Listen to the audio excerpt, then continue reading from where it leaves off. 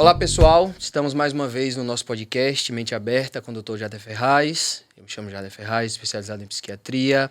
Aqui a gente recebe colegas, pacientes, alunos, familiares, colegas da indústria farmacêutica para a gente falar de saúde. Não só de saúde mental, mas saúde como um todo. Tanto da parte profissional quanto da vida pessoal, porque nós também somos seres humanos. E hoje nós vamos receber uma colega competentíssima, a qual eu tenho uma honra muito grande de trabalhar, de conhecer pessoalmente e profissionalmente. Ela se chama Isabela Pimenta, é dermatologista. Eu vou pedir para ela se apresentar, porque é necessário, mas eu caminho com a Isabela desde a época da faculdade. Nós tivemos várias adversidades e vencemos juntos, tanto o processo acadêmico da faculdade e depois o processo de especialização, que cada um seguia um caminho, mas sempre trocando figurinhas, sempre falando de paciente, sempre falando de saúde. E aí, Isabela, fala um pouquinho sobre você. Perfeito. Eu sou a doutora Isabela Pimenta, sou dermatologista com atuação focada em parte estética, mas sim, claro, eu trato o paciente como um todo, né? Todo o espectro clínico da dermatologia, inclusive até o espectro psiquiátrico, psicológico, que abrange a minha especialidade. Então, eu quero começar dizendo que eu admiro muito o seu trabalho, Jader. Você é um profissional estupendo. Eu tenho uma profunda, não só admiração, como também uma profunda, como que eu posso dizer? Eu me coloco no seu lugar, né? Porque eu vivo também aqui do lado de cá. Sim. Eu vivo também um pouquinho do seu trabalho, né? Porque eu lido com pessoas e com todos os seus anseios, com os seus sofrimentos. Eu não trato só da pele. Sim. Eu trato de um ser humano e que vem o pacote completo. Só que você faz isso em full time. Sim. Né? E fazer isso em full time é algo que pode ser bastante cansativo. Sim. Então, eu tenho você como um super-herói. Obrigado, muito obrigado. Você é um super-herói. Sim. Tá? Eu vejo você como um super-herói e eu vejo também o quanto que a sua especialidade, assim como a minha também, veio evoluindo ao longo desses anos. Sim. Evoluiu em medicações, evoluiu em psicoterapias. Sim. E quantas pessoas puderam sair de uma situação muito ruim e estarem vivendo vidas plenas ou melhores do que elas viviam antes. Sim, sem dúvidas. E do ponto de vista assistencial, Isabela, o que eu percebo é que a psiquiatria ela se encontrou num cenário mais ameno e a sociedade tem percebido isso também. A pandemia veio, deixou claro pra gente a necessidade desse autocuidado e do cuidado com quem a gente ama. E pandemia veio e deixou todo mundo maluco, né? Deixou todo mundo E falou assim, olha, todo mundo precisa de um psiquiatra. Sim. Qual é o problema disso, Sim. Né? E a partir disso, a gente foi reapresentado à sociedade como uma mão amiga. Isso. Como uma abordagem assistencial adjuvante. O médico que atua na psiquiatria não vivencia hoje a estrutura terapêutica de vamos passar um remédio para que as pessoas sejam dopadas, para que elas estejam em sonolência, para que elas não tragam problemas. Pelo contrário, a gente precisa da pessoa acordada, lúcida, eu costumo dizer isso, consultório. Produtiva. Isso. Criativa. E muitas vezes, dentro do processo de doença, eu preciso que ela esteja também acordada, porque eu preciso extrair dela quais são os componentes, tanto para a gente chegar ao diagnóstico, quanto o processo terapêutico individualizado. Então, aquela abordagem assistencial que a gente tinha de vamos medicar a pessoa para que a pessoa ficasse fora do seu eixo cognitivo, ficou para trás ali na década de 70, 80. Graças a Deus. Ainda bem. Então, qual é o desafio que a gente vive hoje? O desafio que a psiquiatria vive hoje é inserir-se, capilarizar-se cada vez mais à sociedade. A gente precisa que as pessoas tenham acesso a tratamentos quando necessário, sejam medicamentosos ou não medicamentosos. A intenção da gente é estar sempre à disposição, seja no âmbito terapêutico farmacológico, vamos tomar um remédio quando necessário, Sim. Seja com a orientação de buscar outra ferramenta terapêutica, que pode ser mudança de hábitos, atividade física e a terapia psicológica, que a gente vai falar no decorrer do papo da gente. Mas eu queria iniciar por um trajeto. Eu já falei isso outras vezes, eu me identifiquei como médico aos 5 anos. Eu passei por uma condição, gastroenterite, enfim, diarreia. Minha mãe levou ao médico. Um jeito lindo de falar diarreia, né? Exato, gastroenterite. Exato. E aí, o cidadão que me atendeu chama-se José Marcos. Ele foi o primeiro médico, e a minha memória afetiva é muito viva em relação a isso, que eu tive o privilégio de ser atendido com já algum tipo de construção de personalidade minha. Então, me lembro bem dessa ação dele. Cheguei, ele estava de branco, com jaleco e com o esteto no pescoço.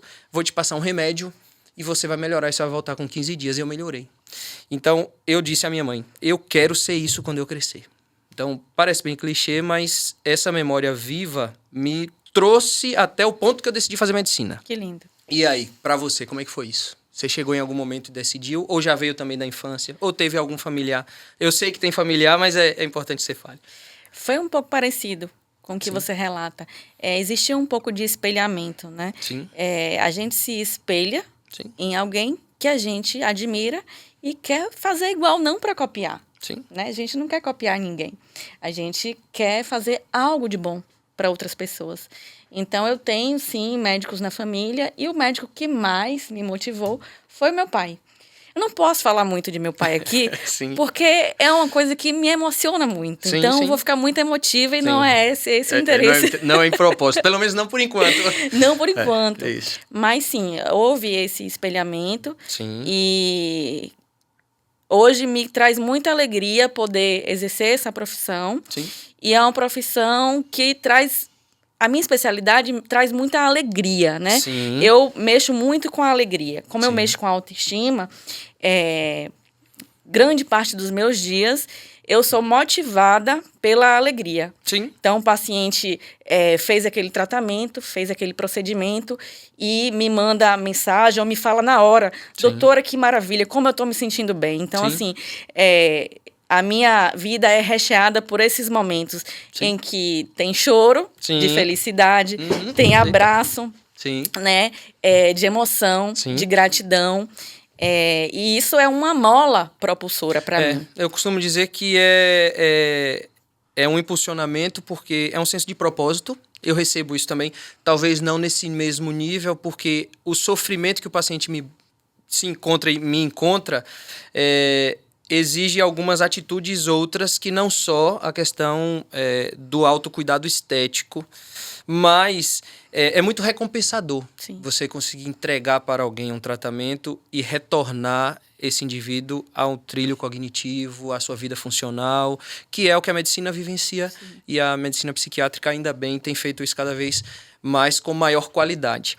Mas antes da gente falar da especialidade em si, por que decidir por dermatologia? Porque durante a faculdade mudou diversas vezes. Como eu também mudei. Já pensei em cardio, já tinha pensado em anestesiologia, mas a mosquinha da psiquiatria me encontrou e eu sou muito feliz e contemplativo com a psiquiatria. E aí, por que dermato? Pois é, eu não sei em que ponto eu escolhi a dermatologia ou a dermatologia me escolheu. Acho que é mais ou menos, eu vivencio isso também. Outro clichê, né? Exatamente. Então, a gente vai vivendo e vai tendo, né, escolhas ali pelo caminho. E às vezes é até difícil a gente pontuar, a gente falar, como você falou, Sim. por exemplo, sobre a escolha da medicina. Sim. Você tem uma lembrança muito viva de que aos 5 anos de idade você foi atendido por um médico Sim. que te trouxe saúde e isso te despertou uma vontade. Eu quero ser igual. Sim. Eu quero fazer isso. Já outras escolhas não tem algo pontual, assim, né? Sim. Tão marcante. Então, eu não sei em que ponto eu escolhi a dermatologia, mas eu fui, de alguma forma, levada para ela. Sim. Né? E dentro dela, eu parti para um outro momento de escolha, que eu também não sei se fui eu que escolhi, Sim. ou se escolheram por mim, que é a escolha da estética dentro da dermatologia. Eu me lembro que a gente conversava lá atrás em relação a isso e era algo que você não queria de início. Isso. E aí alguma coisa mudou e faz parte do processo. Faz parte. Do ponto de vista meu, pessoal, a psiquiatria me encontrou quando eu me frustrei com a medicina. Então, a gente começa como clínico e atender como clínico na saúde brasileira é muito difícil, seja ela do âmbito privado ou público. O público eu acho que fica mais transparente apenas. Mas quando você trata alguém e esse alguém não consegue receber o tratamento por uma incapacidade administrativa e não por falta de um conhecimento técnico seu... Vou dar um exemplo. Dói, né? Vou dar um exemplo clássico que aconteceu comigo. Eu precisava que o paciente recebesse uma oferta de oxigênio e não tinha oxigênio na instituição. Isso é 2013, né? Isso foi muito frustrante, porque eu quase veio a óbito. E o paciente era o pai do enfermeiro que estava de plantão comigo. E foi bem emblemático para mim. Poxa, como é que eu vou dizer isso a meus pais? Eu não quero medicina mais, porque eu não nasci para isso. Eu faço parte, é um sistema, como qualquer outro, e a gente faz parte de vários, mas eu não me sinto bem, eu não me sinto confortável neste local onde eu estou. E aí que a psiquiatria me invadiu, ainda bem. Mas essa frustração que a medicina me entregou me deu a percepção de que eu precisava mudar. Você disse que a dermatologia chegou em algum momento que você não percebe ainda de maneira pontual. Mas em algum momento veio a medicina estética. Isso. E hoje você se encontrou, porque é visível. E aí, como é que é para você? Quais são os desafios que você vivencia com ela? Eu acho que o maior desafio, doutor Jader, é o excesso, né? Sim. E o quanto que esse excesso repercutiu negativamente na imagem da minha profissão. Sim. Então, hoje, a minha profissão ela é mais falada pelos seus desastres Sim. do que pelos seus acertos. Olha só que coisa engraçada. A gente vê na internet, né, memes. Sim. Então, são os memes dos exageros. É uma mulher que tem 2 linguiças no lábio. Sim. Né? É uma pessoa que tem um rosto caricato, um queixo excessivamente projetado, malares que Sim. saltam aos olhos. E isso não é a minha profissão, Sim. isso não é o meu dia a dia, isso não é a minha vivência. Mas isso ficou estigmatizado, né? Isso ficou bem claro na cabeça das pessoas, até trouxe prejuízos mesmo na procura, porque algumas pessoas deixam de procurar uma melhora. Sim. Porque acham que vai acontecer um exagero com elas. E não é isso, né? Todas as pessoas precisam melhorar. Sim. É genuíno que se queira melhorar. E aí o né? processo de envelhecimento exige diversas vezes Sim. que a gente mude. A gente envelhece o tempo todo. Então, Sim. todos os dias, a gente está envelhecendo, não é verdade? Por isso, a gente pode tratar para que a gente envelheça melhor. Sim. É ótimo que aconteça, né? Um bom envelhecimento, que a gente possa chegar com 40, 50, 60, 70 anos ou mais, com uma boa aparência. Sim. Isso vai mexer com a gente de fora para dentro, né? E de dentro para fora. Sim. Uma vez que a gente se sente bem, a gente vai ter mais saúde, isso está provado, isso está mais que provado. Existem diversos estudos científicos que nos trazem essa realidade, né? Que se sentir bem com a nossa aparência mexe com neurotransmissores. Sim. Que faz com que a gente se sinta bem e mais, com que a gente tenha saúde em outros órgãos que não o cérebro. Então, a gente vai ter o quê? Uma possibilidade de ter músculos mais fortes, de ter órgãos internos mais fortes, coração mais forte, artérias mais resistentes, né? Menos endurecidas, porque a gente se sente bem. Então, isso está provado e está comprovado. Não tem nada de ruim querer estar bem, querer procurar uma melhor versão de nós mesmos. O ruim é o excesso. Eu vejo esse excesso bastante também em consultório, porque o paciente que me procura, geralmente me procura por várias patologias, por várias doenças. Mas, em geral, além de ansiedade e depressão, a gente vivencia muita compulsão. E a compulsão nada mais é do que uma atitude, um comportamento que ele é vinculado a um hábito que é necessário que aconteça o tempo todo, trazendo uma sensação inicial de bem-estar, de prazer, de alegria, de plenitude. Então, só para a gente entender basicamente, para não ficar, solto. Existem várias compulsões, várias doenças, mas, em geral, o indivíduo pode desempenhar essas compulsões das seguintes formas. Ou por compras, ou por atos sexuais, ou por alimentação, sono, ou por algum tipo de outro hábito que a gente vivencia bastante hoje em dia, que seja o hábito tecnológico e que também é os jogos de apostas. Mas a gente vê também, muitas vezes, do ponto de vista leigo, que muitas vezes grande parte das pessoas buscam a saúde estética porque se sentem incomodadas com a sua própria aparência, mas uma parte delas busca esse alcançar desse inatingível. Você vivencia isso também? Sim. É algo que te traz alguma dificuldade? Porque de fora a gente percebe, eu recebo em consultório, geralmente, esse excesso que você falou, e a gente vai trabalhar em cima dele futuramente. Mas eu recebo em consultório, geralmente, esse paciente que está disfuncional. Não do ponto de vista estético, exclusivamente. Mas a gente de fora imagina que a dermatologia vivencia isso também. Como é isso?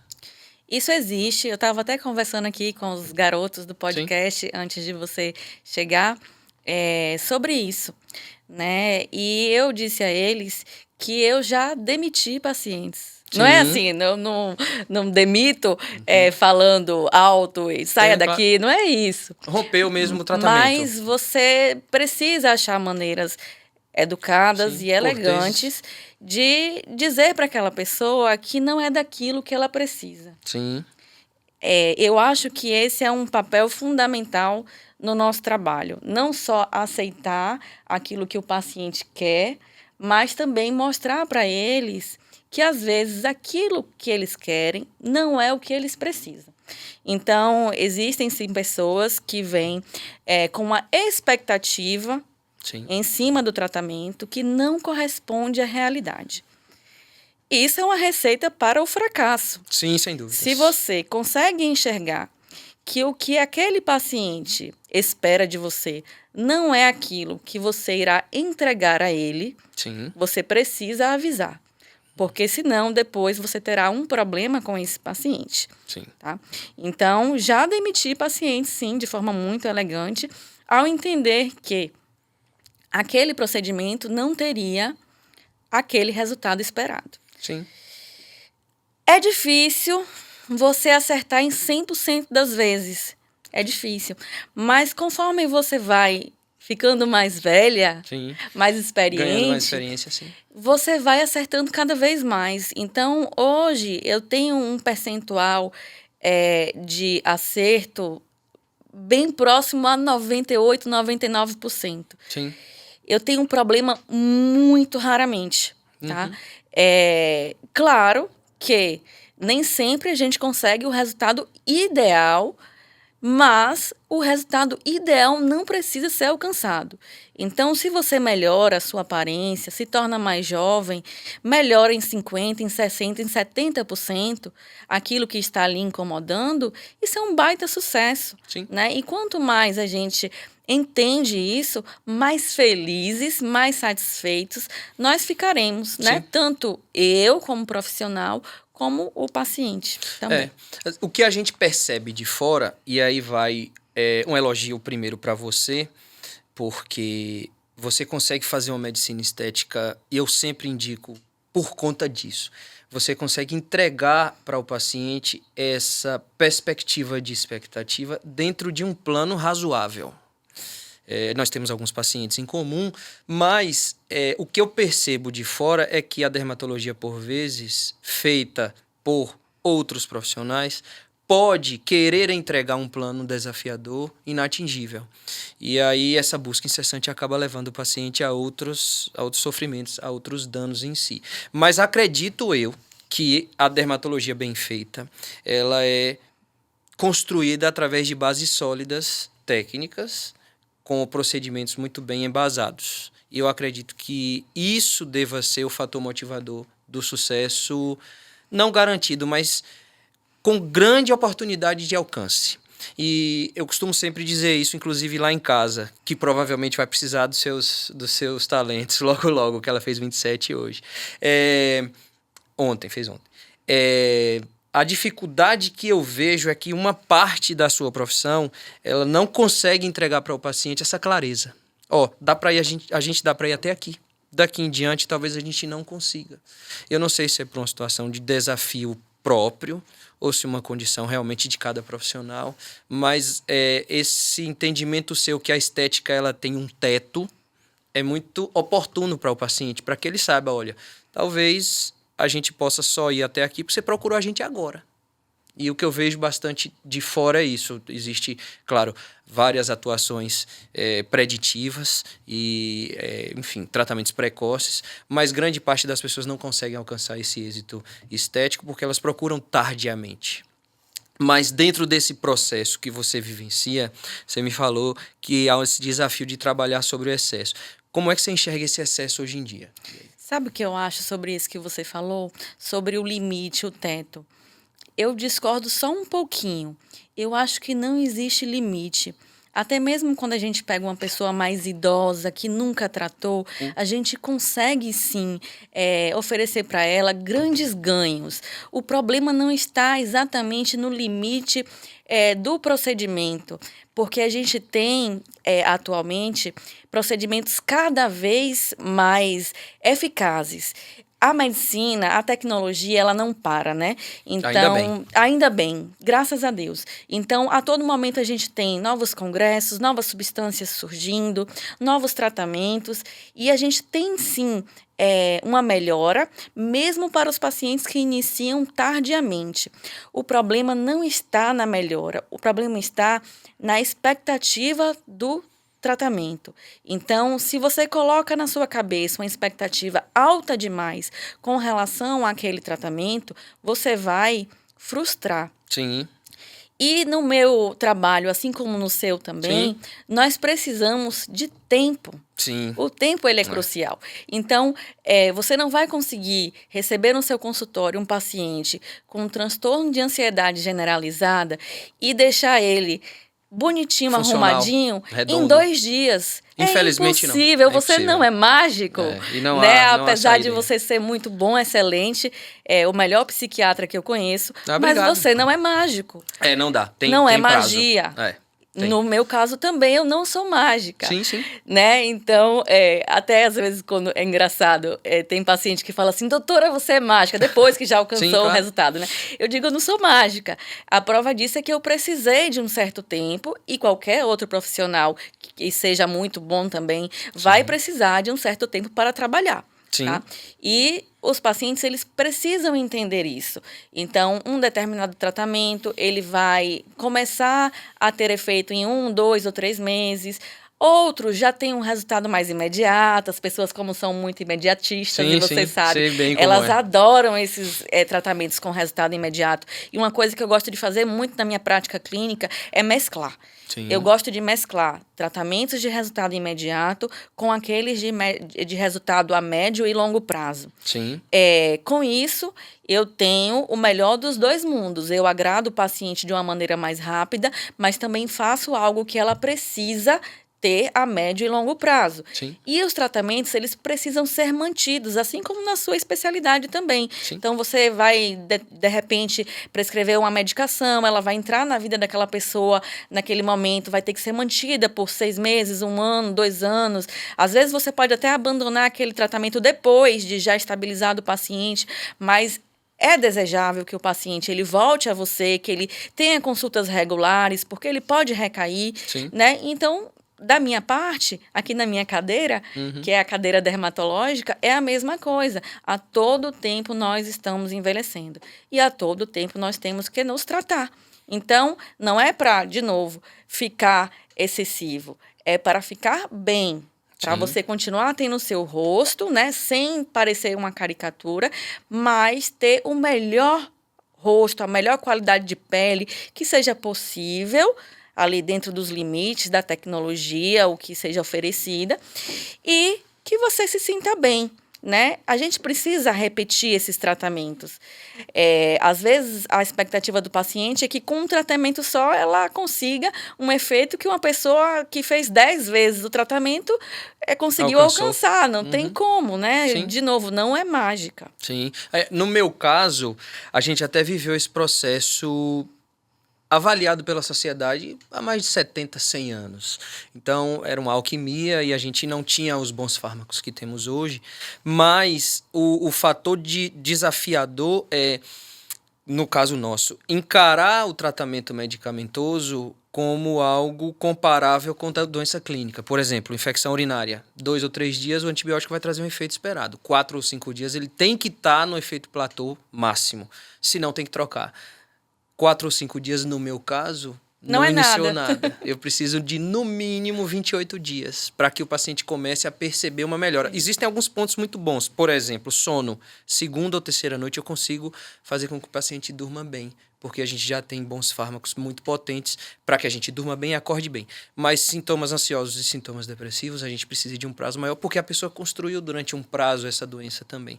E eu acredito que na dermatologia a gente vivencie esses dois dilemas, tanto um prazo maior, quanto a necessidade da continuidade. Então, do ponto de vista prescritivo, eu preciso de 6 ou 8 meses num primeiro ciclo de doença, se é uma doença relativamente simples. E eu acredito que para você também, você precisa estar vendo o paciente a cada 3, 6 meses, 8 meses. Mas o fator maior motivador que eu vejo de dificuldade da sociedade em interagir com a dermatologia é essa invasão que eu percebo de outras categorias também buscando tratar pessoas de uma forma não tão abrangente, não tão... Perita, essa é a palavra. E aí, como é que você enxerga isso? Isso é um problema, né? Isso é um problema que ocorre, sobretudo, quando nós precisamos abordar complicações externas. Sim. Isso foi algo que eu mudei um pouco em minha vida. Veja bem, eu vou contar uma passagem que eu nem pensei que eu pudesse estar falando sobre isso aqui, né? Vamos ver depois se a gente mantém ou se a gente corta. Claro. Tudo bem. Mas eu tratava complicações externas, né? Sim. Complicações de não médicos. As pessoas chegam desesperadas. Eu imagino, porque foi feito um tratamento, esse tratamento não foi eficaz e não teve uma resposta positiva, e é rosto muitas vezes, Sim. Ou qualquer outra parte do corpo, mas quando é rosto acho que deva ser ainda pior. Porque eu sofro também numa colaboração, o paciente vem em ansiedade e depressão por conta de equívocos e de, enfim, não conformidades. E aí? Então, quando ocorre uma complicação, que é diferente de um resultado... adverso. Não, é diferente de um resultado que não foi compatível com a expectativa. Satisfatório. Existe um resultado que não foi compatível com a expectativa, mas que ali, de repente, não é uma complicação. Sim. Não, ok. E que qualquer não um melhorou pode apresentar. Tanto quanto você gostaria, mas não tem nada de errado. E existe um outro lado, que é quando há complicação. Sim. Primeiro, a complicação ela pode acontecer com qualquer pessoa, mesmo com excelentes profissionais. Já que é um procedimento. E geralmente tem um ambiente externo, que é o fármaco, enfim. Sim, existem diversas razões que podem implicar naquela complicação. Sim. E que, alheias ao profissional. Sim, e às vezes não é algo que seja a perícia do profissional. Sim. Às vezes é. Uhum. Então, quando um profissional que não teve a mesma curva de aprendizado que um médico se arvora a fazer aquele procedimento, existe, a gente há de convir, uma chance maior de que uma complicação aconteça por uma má conduta. Né? Então, estamos falando de percentual. Quando essa complicação acontece, e que o paciente fica bastante fragilizado e chega até você, não é uma complicação sua, você não sabe o que foi feito ali exatamente, o que foi colocado, em que plano de aplicação foi colocado, mas você pode ter o desejo de ajudar aquela pessoa. Sim. Isso aconteceu comigo no passado, de ter o desejo e ajudei algumas pessoas com isso. Mas houve um dia em que eu decidi não ajudar mais nessas situações, né, de complicações externas. Veja só, chegou uma pessoa no meu consultório, sempre assim, muito preocupada com aquela complicação. Eu falei, não, fica tranquila, isso daí é até uma coisa simples de resolver, eu vou te ajudar, isso e aquilo. Pronto, pedi para colocar ela na outra sala, a sala de procedimento, já para eu iniciar alguma conduta ali que pudesse ajudá-la. Fui atender um outro paciente que estava na sala de espera enquanto ela era colocada na sala de procedimento. Veja bem, eu nunca tinha tido esse pensamento. Precisou esse paciente me falar isso para eu ter esse insight. Ele falou assim, doutora, a paciente complicou com seu procedimento, foi? Aí eu falei assim, caramba, eu nunca tinha pensado que um paciente que estivesse na sala de espera poderia pensar isso. Entendo, porque ela chegou com uma complicação. Seria uma complicação minha. Já que você estava atendendo. Poderia até ser, né? Poderia sim. Mas não era. Uhum. Mas levou a fama. Então, eu estava ali pagando pato, né? Vamos dizer assim. Então, daquele dia em diante, eu decidi não pegar mais complicações externas. Sim. E eu acho que isso foi muito bom para mim, Ou Traz seja, saúde mental também. O que aquele paciente me falou, de repente, me livrou de muitas coisas. Tanto desse julgo de Sim. quem está esperando e, de repente, poderia nem me dizer nada. Sim. Só ficou Trazer pensando. introjetado, né? Como também o seguinte, eu já conheci alguns colegas que foram ajudar Sim. a reverter uma complicação e que depois acabaram sendo processados. Sim. Quer ver uma situação bem emblemática? Uma paciente tinha realizado um preenchimento de olheiras. Sim. E houve uma aplicação num plano superficial de um preenchedor que não era o adequado para aquela região e também um volume também não adequado. De modo que houve a formação de bolsas, né? Ela ficou com bolsas na região dos olhos. Esse colega foi ajudá-la e utilizou um medicamento para reverter aquele preenchedor, né? Um enzima que degrada o preenchedor. Como ela estava com bolsas muito grandes, volumosas na região dos olhos, e a região dos olhos é muito fina, uma pele muito fina, então uma vez que ela é distendida, para que haja retração, demora um pouco. Na hora que foi retirado o preenchedor, o que aconteceu? Flacidez. Sim. Daí o paciente resolveu processar o médico porque ficou flacidez na área dos olhos. É muito delicado. A gente passa por situações parecidas, mas não tão específicas. Ou expostas, né? Porque do ponto de vista da saúde médica psiquiátrica, essa culpa, ela é dirimida, ela é diluída. Porque, vou dar um exemplo meu também, né, de característica prescritiva. Eu recebi uma paciente uma vez que estava com um diagnóstico muito claro de transtorno afetivo bipolar. E o transtorno afetivo bipolar tem características muito díspares. Pode facilitar o contexto de ser transparente, chega com mania eufórica, enfim, são contextos de doença muito complexos e muito abrangentes. Mas o fato deveria estar tomando um tipo específico de medicação, estabilizador de humor, e não estava fazendo uso. E aí a gente precisou interagir fazendo uso. E quando a gente fez essa inserção, houve reação adversa com remédio, com medicamento. Mas estava num contexto Sim. de doença muito clara e objetiva de transtorno afetivo bipolar. A gente trocou por outro e, graças a Deus, o paciente se encontra bem. Mas, do ponto de vista estético, eu acredito que exista uma pressão muito grande, porque é muito mais visível. É exposto, né? Isso, é exposto, é visível. E eu estou aqui para você me resolver, independente do meu passado. Mas, mudando um pouquinho esse foco, a gente até tinha conversado isso anteriormente, eu acho que é muito importante a gente falar sobre esse excesso da nossa categoria médica.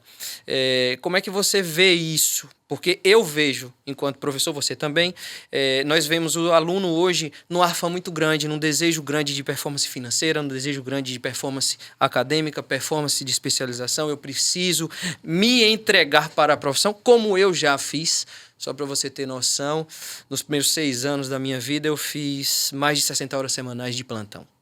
E não me arrependo. Acho que foi muito bom, me trouxe uma casca emocional.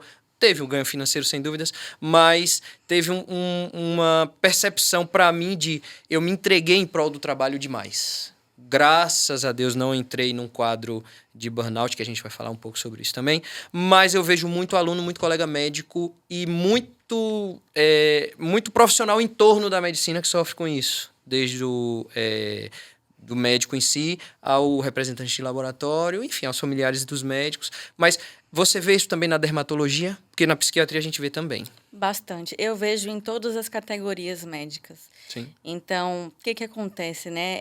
A gente vive uma época mesmo da cultura de alta performance. Sim. Então, se a gente abre o Instagram, por exemplo, a gente vê, né, coaches e mais coaches. Sim. Então, aquela coisa, você precisa acordar 4 horas da manhã, você não pode dormir, você não pode viajar, você não pode nada. Fechar consultório, tem que tomar banho gelado às 5 da manhã. Então, enfim. Você tem que trabalhar 14 horas por dia, porque o seu... Aí bota até um médico contra o outro, o seu seu Sim, concorrente vai estar fazendo também. Sim. Você não tem que ir nada. Sim. Você tem que viver. Esses dias eu estava conversando com meu pai, que também é médico, e ele me disse uma coisa muito interessante. Ele falou assim: o trabalho é um meio de vida, não um meio de morte. Sim. E nisso a gente se acaba. Sim. Existem diversas histórias de transtorno de Burnout, né, que é o esgotamento por trabalho excessivo. Esgotamento físico e mental. E que às vezes pode culminar em ideação suicida ou até mesmo em suicídio. Sim. Então, eu tenho visto demais isso. Já vivi processo de esgotamento profissional, né? Sim. Eu acho que são raríssimas as pessoas que não passaram por isso e vivi agora recentemente novamente Sim. um esgotamento por trabalho excessivo. Então, se você acha que você não vai viver um esgotamento profissional porque você ama o seu trabalho, eu sinto muito lhe informar, mas você tem 2 vezes mais chance de ter um esgotamento profissional se você ama o seu trabalho. E se você acha que você não vai ter esgotamento profissional, porque você sabe equilibrar muito bem o seu lazer e o seu trabalho, então você tem 4 vezes mais chance de ter esgotamento profissional. Por que isso, né? Porque quando a gente ama o nosso trabalho não sai da gente quando acaba. Sim. A gente termina o consultório e a gente não para de pensar naquilo. Então, trabalhar não é só quando a gente está no consultório atendendo o paciente. A gente vai estudar, a gente vai ver o que tem de mais novo. Preparar a aula, se identificar com o que gosta, se atualizar, enfim. Fazer 1000 coisas. Então, e quando você gosta, tem um grande perigo. Você não sente. Então, você passa a não dormir, mas você não está sentindo. Você até sabe que você não está dormindo direito. Sim. Mas você pensa assim, daqui a pouco eu corrijo isso.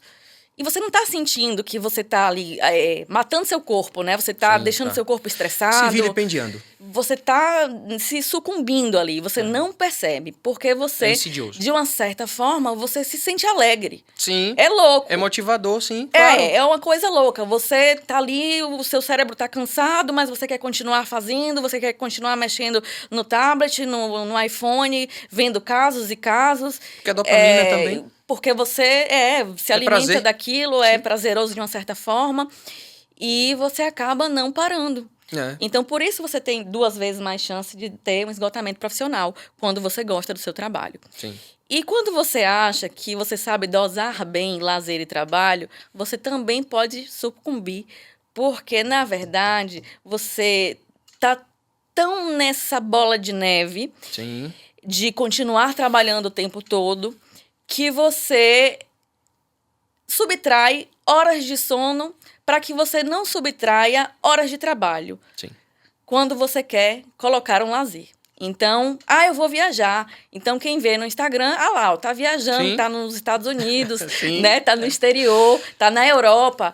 Então, tá muito bem, mas aquele tempo que você está investindo em uma viagem, você não está tirando do seu descanso. Sim. Você está tirando de qualquer coisa que não seja o seu trabalho. Então, você volta de uma viagem já esbaforida para atender, você não demanda descansa, reprimida. Você não dorme. Sim. E então, isso piora tudo. Sim. Né? Você falou de burnout e eu tive algo parecido. Não cheguei a abrir o quadro em si. Eu fui médico sobre aviso de um plano de saúde e eram 235 médicos só para a gente gerenciar.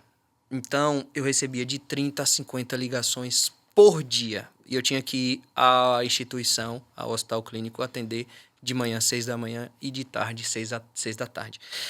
E chegou um momento de tensão, de pressão, de violação de si mesmo, que eu comecei a apresentar alguns comportamentos de falta de paciência, impaciência, irritabilidade, distraibilidade, perda de foco, mas bastante funcional. E aí, foi bem emblemático isso que eu vivi. Eu cheguei em casa, meu pai era vivo à época, e eu conversei com ele. Meu pai extremamente lúcido, mas do ponto de vista de trabalho, ele tinha uma opinião bem diferente da minha e de minha mãe. Você vai abdicar do seu trabalho? Você vai sair? Financeiramente era um salário muito bom, bem razoável. E aí minha mãe, como sempre, não, você vai sair, porque você precisa cuidar da sua saúde. Porque daqui a um tempo você vai construir doença. E essa doença ela vai caminhar com você durante um período. Então, ficar nesse precipício me deu, primeiro, lucidez para eu poder tratar quem eu recebo. E eu tenho muita gente que sofre de burnout. E algumas categorias eu consigo elencar de bate-pronto. Por exemplo, o bancário. O bancário sofre porque ele deixou de ser bancário e se transformou em vendedor. Operador de telemarketing. Esse talvez seja top 3, junto com nós médicos, advogados, operador do direito. O telemarketing sofre demais, porque você está chateado com a empresa contrata um serviço terceirizado e quem está operando é que recebe o xingamento, a raiva, a ira, o desgaste. E eu me lembro, só fazendo um parêntese, que eu vivenciei isso com uma operadora de telefone. Eles me negativaram, acho que por conta de R$10, R$15, porque a gente também tem vida, a gente também é ser humano. E aí, eu recebi essa notificação de negativação, porque eu tinha fechado a conta e sobrou esse resíduo e eu não paguei. E eu me vi agredindo o outro ser humano com palavras. E aquilo foi muito, muito educativo para mim. Pedi desculpa prontamente, me desculpei, formalizei um e-mail para a instituição e percebi que foi justamente nessa época desse trabalho. Percebi que eu passei do limite em prol de vários benefícios, seja o fator financeiro, eu vou constituir renda, eu vou ter essa qualidade de vida depois. Depois eu vou usufruir disso. Agora não, depois eu vou resolver. Eu estou jovem ainda, eu preciso constituir um patrimônio para depois eu conseguir usufruir desse negócio que esse depois nunca chega. E aí, resultado, minha mãe diz, saia. Hoje, porque você não precisa disso. Financeiramente, está só na sua cabeça. Peço para sair, foi a primeira vez que eu fiz isso na vida. Me pediram 60 dias para continuidade, para poder entregar esse bastão para outro colega, que no final entreguei até para um professor. E esses 60 dias foram 60 dias muito doutrinadores para mim. De agora em diante, eu vou colocar num certo eixo para que eu não pife. Eu preciso finalizar, porque eu preciso entregar a resposta. Só que os primeiros 6 meses do trabalho, a performance foi altíssima. E aí a colega, na época diretora da instituição, eu não sei o que você fez, você resolveu a porta do hospital. Você resolveu, mas é claro que eu resolvi. Eu resolvi com a minha saúde. Sim. Eu entreguei a minha saúde mental em prol da resolução e consegui, porque eu estava vivenciando só aquilo. E aí eu trazia o paciente para o consultório, quem estava grave medicava na hora, porque eu ia de manhã e à noite. E aquele paciente que não estava grave, eu orientava o colega, já que era sobre aviso, para poder encaminhar para o consultório e atender na mesma semana. Então, o serviço hospitalar e o serviço ambulatorial do plano sofreram uma melhora significativa. Você pega um médico razoavelmente bem formado, com tempo já de carreira, e esse médico vai dar acesso ao paciente em, no máximo, 7 dias de atendimento. Então, esse médico vai pifar. E aí, quando eu peço desligamento, eles dobram o salário. Depois de um tempo, não quero. Eles quadruplicaram, quase não sai. Fico emocionada. Fiquei emocionado porque financeiramente era uma solução de vida que a minha família nunca tinha experimentado, nem eu. Sim. Então, se você já imagina que o salário é bom, 4 vezes mais seria financeiramente uma inegável, solução. Né? Seria inegável. A percepção seria essa. Ele vai deixar de negar, ele vai assumir. Não quero. Não quero porque eu preciso cuidar de mim, da minha saúde. Eu preciso dar sequência à minha vida. Porque não é o correto comigo. É um preço muito alto, né, Jader? Talvez não há preço para isso, mas eu entendo que seja alto. Unpriceless. Exato. Talvez essa seja a mesma isso. palavra. É um preço muito alto. Eu gosto muito de frases de efeito, né? Sim. E tem uma frase... Servem bem. Servem bem. Tem uma frase que eu gosto muito também, que é assim, às vezes a gente perde saúde para ganhar dinheiro. Sim. E aí depois a gente vai gastar dinheiro para ganhar saúde. Ou tentar, né? Porque a gente não consegue. E aí, olha só como isso foi importante. Eu saio, o coordenador à época, ele teve um infarto. E ele era cirurgião Era o que ele cardíaco. tinha tendência a desenvolver, Isso, né? A provável. gente, sob pressão, a gente desenvolve as nossas tendências. Sim, Então, sem dúvidas. quem tem tendência a ter uma doença autoimune vai abrir Vai um abrir, quadro claro. autoimune. Quem tem tendência a ter um quadro neurológico vai abrir um Sim. quadro neurológico. Quem tem tendência a Doença coronariana vai infartar. Exato. E por aí vai. E aí ele me liga e fala, mas Jada, você vai negar isso? Eu vou, colega, porque eu preciso viver. E eu acho que você também. E você vai precisar negar em breve. Sim. Porque ele já estava... Eu lhe dou esse conselho, né? Exato. Da minha pouca idade, porque ele tinha idade de ser meu pai. Mas a psiquiatria, acho que ela amadurece a gente cedo. Sem dúvida. Amadurece cedo porque a gente vivencia O sofrimento, eu acho, né? O sofrimento amadurece. E a gente vivencia muita experiência de pessoas. E eu costumo aprender muito com a experiência alheia. Deveria aprender muito mais, mas costumo aprender um pouquinho com a experiência alheia. Saia disso porque você vai infartar de novo. Não, eu preciso só fechar aqui as contas e tal, mas eu vou entregar esse bastão. E ele teve o segundo infarto. Tá vivo ainda? Tá, graças a Deus. E é um profissional competentíssimo, extremamente sensível, muito técnico, é cirurgião cardíaco. Tá vivendo heroicamente, né? Tá vivendo heroicamente, mas saiu também. O que é normal, porque esse turnover acaba acontecendo. E aí eu assumo outro cargo, que foi a diretoria médica. Financeiramente não era do mesmo nível, mas era um valor muito bom. E a gente consegue fazer durante um prazo muito longo, entrando também nesse horizonte de não pode haver o burnout. Porque agora eu sei o que é. E eu trato o paciente porque eu experimentei algumas gotas, algumas pílulas disso aí. Então, o tratamento ele vai para outra escala. Porque se eu sinto o que você sente, é mais palatável para que eu prescreva algo, para que eu te trate, para que eu entenda o que você tem. E o burnout da categoria médica é pouco falado. Muito pouco falado. Então, eu recebo alguns colegas que estão nesse processo de adoecimento já há um tempo. E é exatamente isso que você falou. É insidioso. No meu caso, foi muito insidioso até esse ponto de corte, só para você entender, voltando de novo a esse meu processo. Um sábado de manhã eu fui ao hospital 5 da manhã. Voltei para casa, fui de novo 7.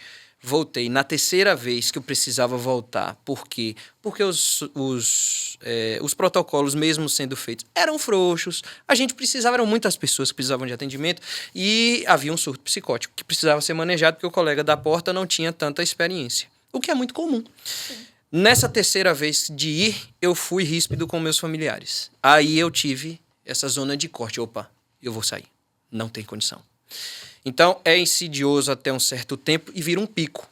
E aí esse pico, quando é perceptível, é ótimo. Quando há opção, melhor ainda. Mas, por exemplo, eu tenho um paciente bancário. A lei nova da Previdência fez o seguinte com ele. Faltava 13 dias para se aposentar. Virou 7 anos. E ele chegou para mim em burnout. Ele sofreu 4 assaltos. Arma na cabeça, essa coisa toda. E aí, doutor, o que eu vou fazer da minha vida?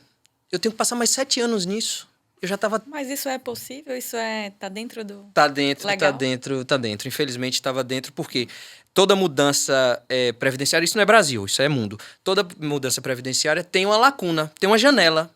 Algumas pessoas ficam nessa janela. Se você der o azar de cair nessa janela, então... E, infelizmente, ele estava. E ele já estava com todo aquele pensamento de vida, ó. Vou realmente ter que custear o plano de saúde, porque a empresa finaliza o plano, você paga por conta própria. Já tenho um certo patrimônio, vou viver minha vida, mas aí agora eu preciso enfrentar mais 7 anos. Faltam só mais 3. Eu acompanho ele já desde então.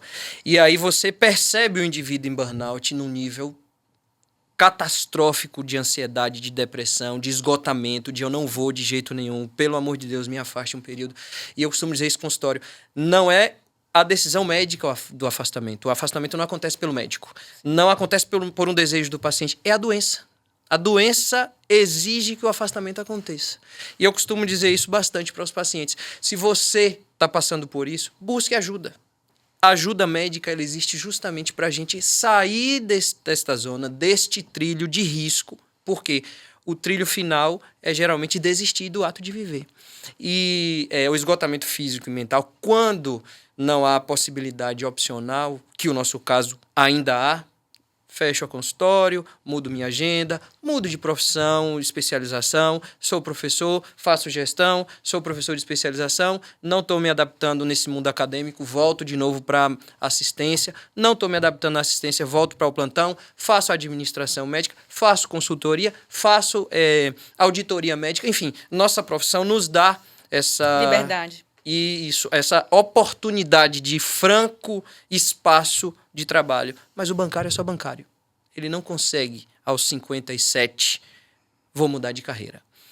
Diferente do operador de telemarketing, que também passa por isso, mas a pouca idade, a pouca experiência mercadológica também impede. Eu preciso pagar minhas contas desse mês, porque eu vivo de aluguel. Eu não posso sair para entrar no mundo acadêmico, fazer uma faculdade, ou mudar a minha carreira já. Mas a pouca idade nos dá, pelo menos, essa percepção. Mas aí você fala de burnout. Você passou por este momento. O que você percebe de mais angustiante? É o fato de ter que fazer a vida girar. Vou dar um exemplo. Eu preciso pagar minhas contas e eu preciso continuar trabalhando mesmo não estando bem. São os sintomas emocionais ansiosos negativos. O que você imagina? Assim? O que você percebe? Eu acho que se você não para um pouco, você vai ser parado de qualquer forma. Sim, é verdade. E daí, Isso dá um às bom vezes, corte, você inclusive. Porque você falou de uma maneira tão real. Eu senti isso. É. Se você não parar... Pessoal, se você não parar, vamos te parar. A doença te para. Então, isso seu mesmo. corpo te para. Sim. E ele te para de uma forma tão bruta... tão drástica. Que te para tempo demais, te tira muito do que você gostaria. Então, assim, é melhor que você tenha momentos de descanso, que você vá mais devagar, porque você chega mais longe. Sim. Do que você querer Sim. correr muito e, de repente, botar meio metro de língua para fora e não conseguir chegar onde você quer. É verdade. Então, isso é frustrante também. É você ter que parar, mesmo sem você querer, porque o seu corpo te para. Às vezes a gente quer muito uma coisa, né? Sim.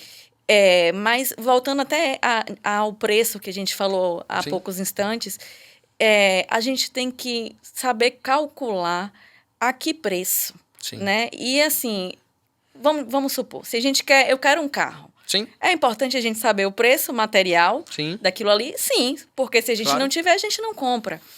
Mas existem preços ainda maiores do que o material. Então, existe o preço moral, Sim. existe o preço espiritual, existe o preço da nossa saúde, que às vezes a gente não consegue recuperar. Do tempo que para mim que é também vida. Tempo é vida, Sim. né? Se você perde aquele tempo, você perdeu aquela vida não volta mais. Sim.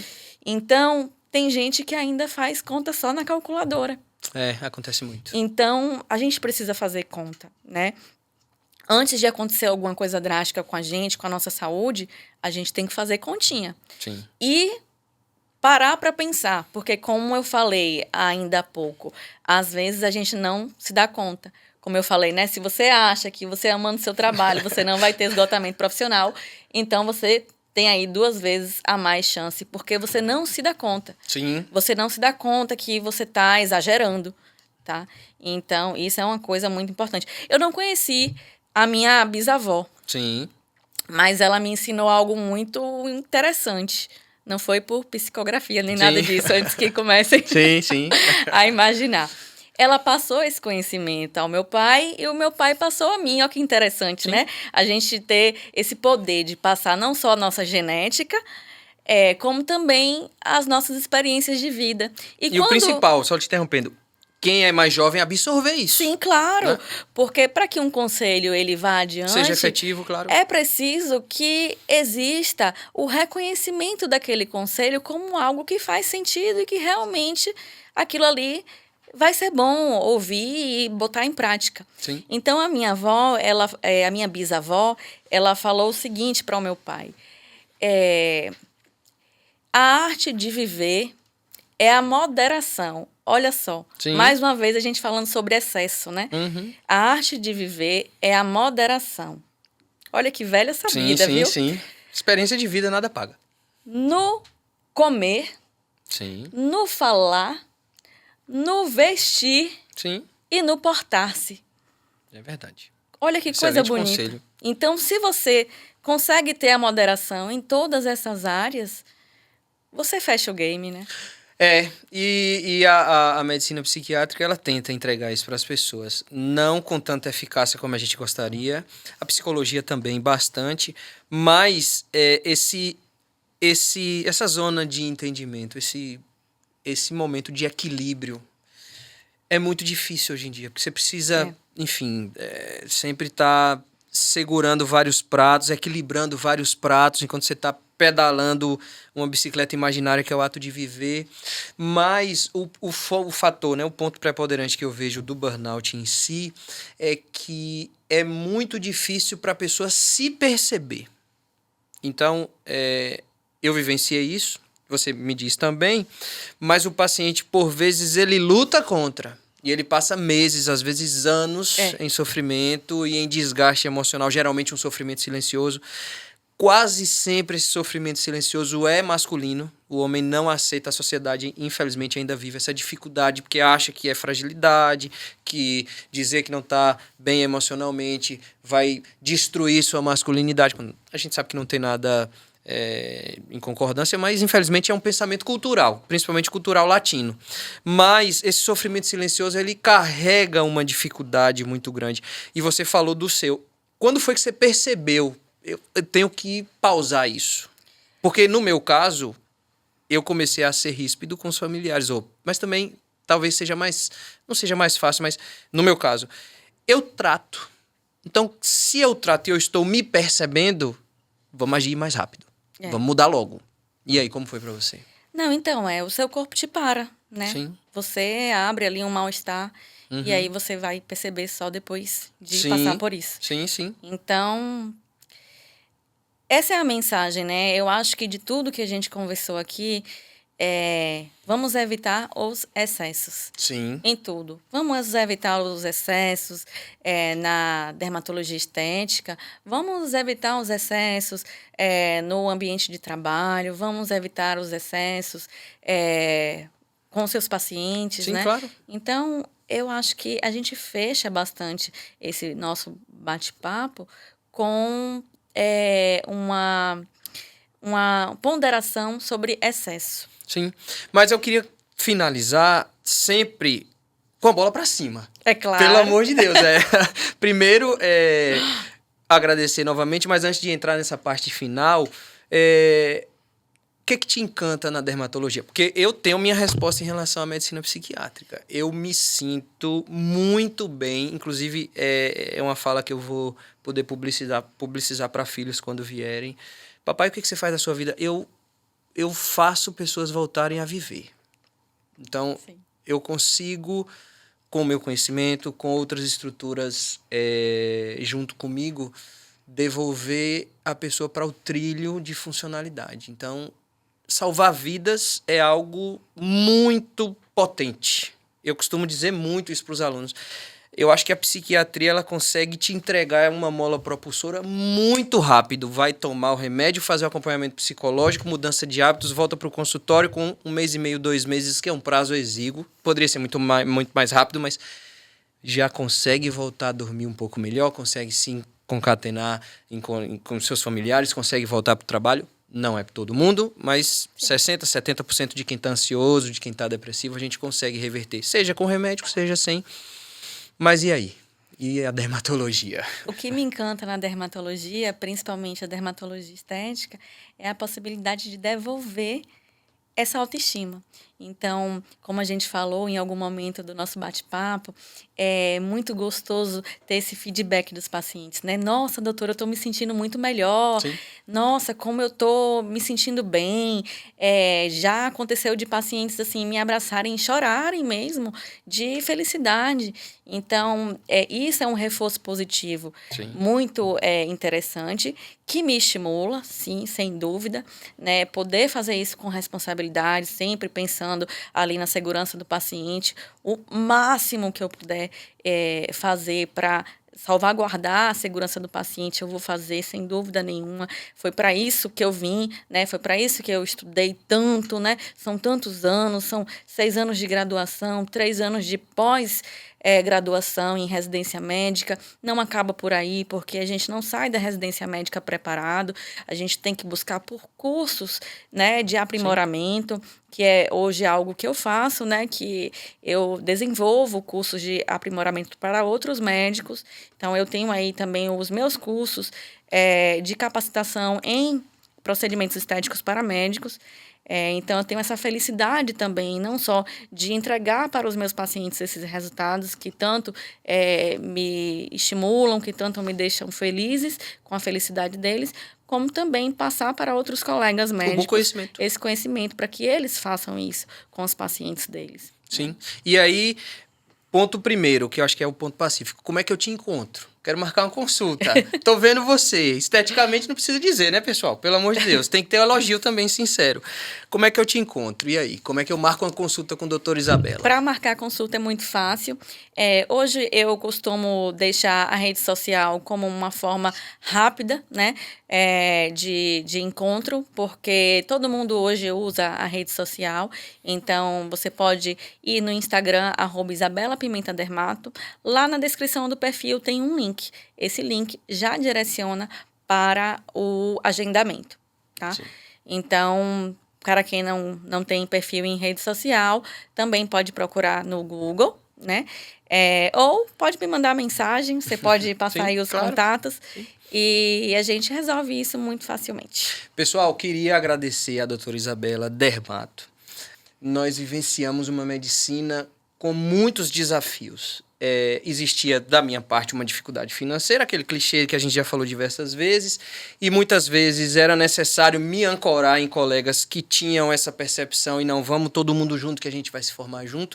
E aí, em determinado momento, a gente se forma e a gente caminha o nosso ato de viver médico, cada um para um horizonte, mas sempre com a percepção de que a gente precisa solidificar conhecimento, precisa melhorar a vida dos nossos pacientes e poder recebê-la aqui, para mim, além de ser um objeto de honra, é um agradecimento muito grande. Significa que o caminho está sendo muito bem feito. Então, siga a gente, curta, compartilha, comenta, encaminha para um colega, encaminha para um amigo, para um familiar, ajuda a gente a crescer, porque a gente está crescendo de maneira orgânica.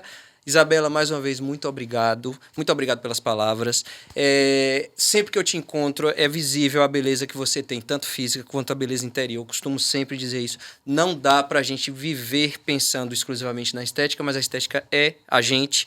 Mas, além dela, a gente precisa ter esse fogo de vida. Sem dúvida. E eu vivencio isso todas as vezes que eu te vejo. Parabéns pelo trabalho incrível. Dermatologia estética é um trabalho muito primoroso e muito desafiador, porque a gente vive vários desafios, mas você, de maneira muito brilhante, consegue entregar isso para os pacientes e para quem te acompanha nas redes. Muito obrigado novamente. De nada, conte comigo sempre. A vida é uma gangorra. Sim. Às vezes a gente tá por cima, às vezes a gente tá por baixo. O bom mesmo é a gente ter amigos que vão nos puxar. Então, conte comigo para te puxar, como eu conto com você para me puxar também. Com certeza, obrigado.